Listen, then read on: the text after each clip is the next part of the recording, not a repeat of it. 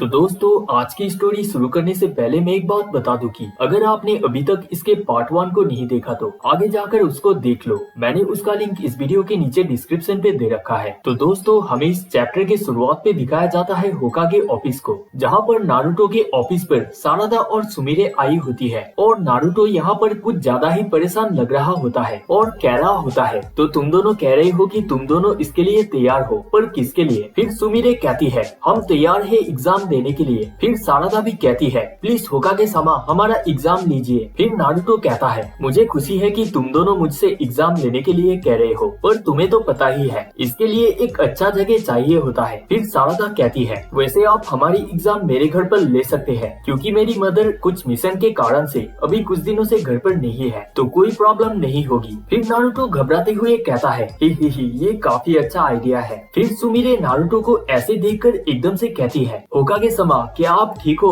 और इसी के साथ सारादा भी अपनी शारिंगन का इस्तेमाल करती है और एकदम से शॉक होकर कहती है सुमिरे शायद अभी हमें यहाँ से जाना चाहिए, क्योंकि मुझे लगता है होकागे समा अभी काफी इम्पोर्टेंट काम कर रहे हैं। फिर इसी के साथ वो दोनों जैसे ही चले जाते हैं वैसे ही नारुतो के टेबल के नीचे से निकल आती है सकुरा और फिर नारुतो घबराए हुए सकुरा से कहता है ये काफी क्लोज था सकुरा, तुम्हें थोड़ा और सावधानी से काम करनी होगी। फिर सकुरा कहती है नारुतो हम ये काम अब से तो नहीं कर रहे, हम जब छोटे थे तब से हम दोनों ये सब चीजें चोरी छुपे कर रहे हैं और इसके बारे में अभी तक किसी को नहीं मालूम, यहाँ तक कि सासके और काकाशी सेंसे भी हमें कभी पकड़ नहीं पाए, तो तुम इतना ज्यादा फिक्र क्यों कर रहे हो? फिर नारुतो कहता है हाँ ये तो तुमने सही कहा, वैसे मैं कुछ ज्यादा ही फिक्र कर रहा हूँ। फिर इसी के साथ ऑफिस के दरवाजा लॉक करके दोनों फिर पूरी तरह से दंगल के लिए तैयार होते हैं और इसी के साथ फिर शुरू होता है दोनों में दंगल। फिर तभी ठीक समय पर बोरुतो भी अपना प्रॉब्लम का इलाज करने के लिए होकागे ऑफिस पर आ पहुंचता है और हमें पता है कि बोरुतो हमेशा ही पीछे खिड़की से चुपके से आता है, तो इस बार भी वो जैसे ही पीछे से खिड़की से चुपके से अंदर की तरफ देखता है वैसे ही वो अंदर की सीन को देखकर देखते ही रह जाता है और चौंकते हुए गुस्से के साथ कहता है यू बास्टर्ड,